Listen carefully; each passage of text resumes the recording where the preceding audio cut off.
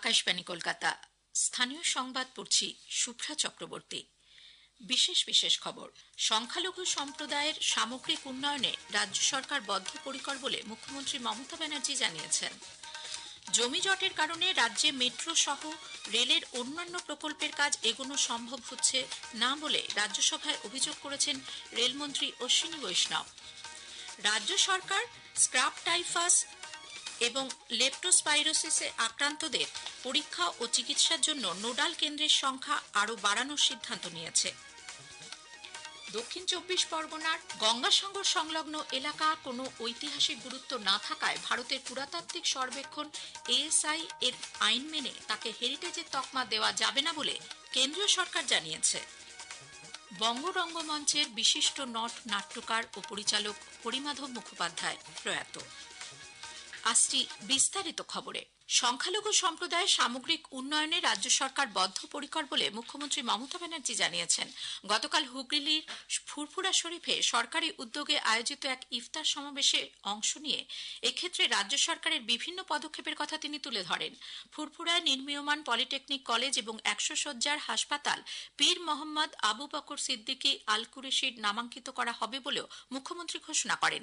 তিনি বলেন, বাংলার মাটির সম্প্রীতির, সব ধর্মের উৎসবে সকলকে মিলেমিশে থাকার আহ্বান জানান মুখ্যমন্ত্রী।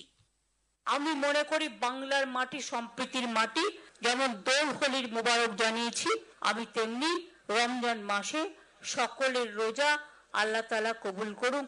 আমি সকলের হয়ে দোয়া প্রার্থনা করব, সবাই শান্তিতে থাকুন। সম্প্রীতি, শান্তি, ঐক্য, এটাই আমাদের বার্তা।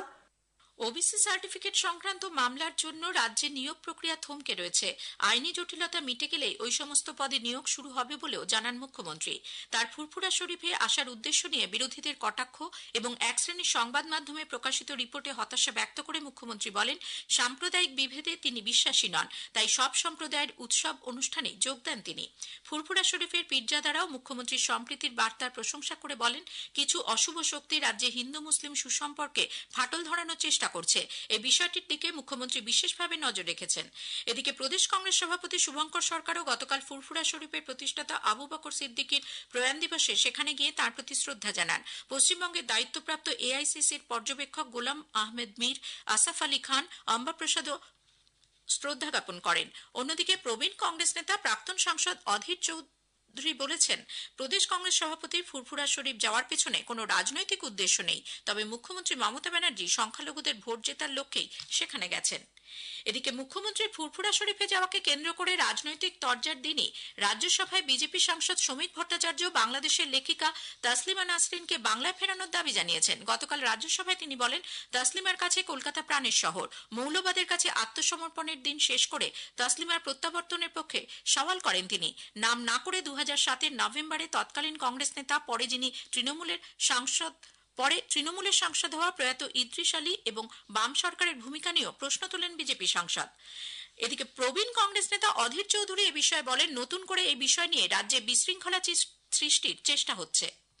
তসলিমা নাসরিন একটা কবি লেখিকা ঠিকই আছে, কিন্তু তাকে নিয়ে নতুন করে কন্ট্রোভার্সি তৈরি করে এই বাংলার রাজনীতিকে উত্তপ্ত করার মধ্য দিয়ে পরিবেশটাকে নষ্ট করা ঠিক না বলে আমি মনে করি।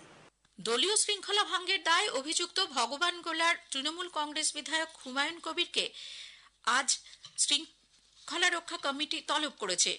সেখানে ভবিষ্যতে এ ধরনের আচরণ বা মন্তব্য না করার জন্য ভগবান গোলার বিধায়ককে চূড়ান্ত হুঁশিয়ারি দেওয়া হবে বলে জানানো হয়েছে। তারপরেও যদি তিনি নিজের অবস্থানে অনড় থাকেন, সেক্ষেত্রে দল প্রয়োজনীয় সিদ্ধান্ত নেবে। এর আগে দলীয় শৃঙ্খলা ভঙ্গের দায়ে তিনি যে শোকজের জবাব দিয়েছিলেন তাতে দল সন্তুষ্ট নয়। এবার তাকে চূড়ান্ত হুঁশিয়ারি দেওয়া হবে বলে তৃণমূল কংগ্রেসের পরিষদীয় নেতৃত্ব সিদ্ধান্ত নিয়েছেন। জমির সমস্যার জন্য রাজ্যে মেট্রো সহ রেলের অন্যান্য প্রকল্পের কাজ এগোনো সম্ভব হচ্ছে না বলে গতকাল রাজ্যসভায় অভিযোগ করেছেন রেলমন্ত্রী অশ্বিনী বৈষ্ণব। তিনি বলেন, রাজ্যে রেলের প্রকল্প সম্পূর্ণ করতে যত পরিমাণ জমির প্রয়োজন তার মধ্যে পাওয়া গেছে মাত্র 21%। চালু প্রকল্পগুলি সম্পূর্ণ করতে আরো 79% জমির দরকার। মেট্রো প্রকল্পগুলি দ্রুত রূপায়ণের স্বার্থে তিনি রাজ্য প্রশাসনের সহযোগিতা চান। थोड़ी सी और हेल्प चाहिए। जो new Barrackpore to Barasat section है, हैवी एनक्रोचमेंट है, हेल्प करिए। बारानगर टू बैरकपुर है, केवल यूटिलिटी शिफ्ट करनी है, काम रुका हुआ है, थोड़ी हेल्प करिए। Mominpur to BBD Khidirpur station जो कि है भवानीपुर कॉन्स्टिट्यूएंसी में, भवानीपुर कॉन्स्टिट्यूएंसी किसकी है सबको पता है। वहां पर भी केवल वेस्ट बंगाल गवर्नमेंट की जमीन चाहिए, प्लीज दिलवा दीजिए, काम और तेजी से आगे बढ़ाएंगे। তিনি আরো জানান 2014 এনডিএ ক্ষমতায় আসার আগে 42 বছরে রাজ্যে মাত্র 28 কিলোমিটার মেট্রোপথ নির্মাণ হয়েছিল। 2014 থেকে 25 সালের মধ্যে এ রাজ্যে 38 কিলোমিটার মেট্রোপথ তৈরি হয়েছে। রাজ্য সরকার স্ক্রাব টাইফাস এবং লেপ্টোস্পাইরোসিসে আক্রান্তদের পরীক্ষা ও চিকিৎসার জন্য নোডাল কেন্দ্রের সংখ্যা আরো বাড়ানোর সিদ্ধান্ত নিয়েছে। কলকাতার এসএসকেএম এর পাশাপাশি Calcutta school of tropical medicine এবং উত্তরবঙ্গ মেডিকেল কলেজ হাসপাতালকেও এই নোডাল সেন্টার হিসেবে গড়ে তোলা হবে বলে স্বাস্থ্য দপ্তর সূত্রে জানা গেছে।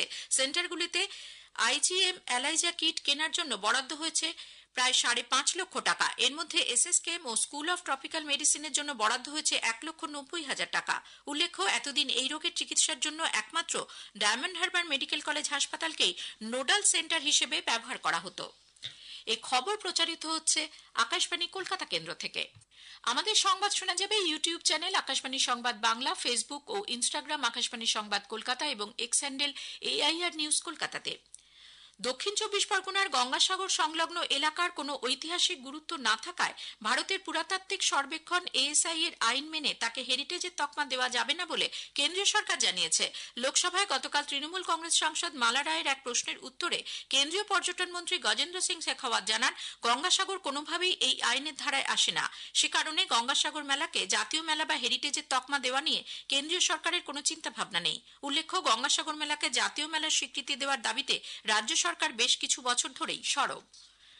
আরজিকর মামলায় তরুণী চিকিৎসকের বাবা মা তাদের আবেদনের শুনানির জন্য কলকাতা হাইকোর্টের দ্বারস্থ হতে পারবেন বলে সুপ্রিম কোর্ট জানিয়েছে। প্রধান বিচারপতি সঞ্জীব খান্নার নেতৃত্বে 3 বিচারপতির বেঞ্চে গতকাল এই মামলার শুনানির সময় শীর্ষ আদালত জানায়, নির্যাতিতার পরিবার নতুন করে আবেদন জানালে হাইকোর্টে তার শুনানি হতে পারে, তবে মূল মামলার শুনানি হবে শীর্ষ আদালতেই।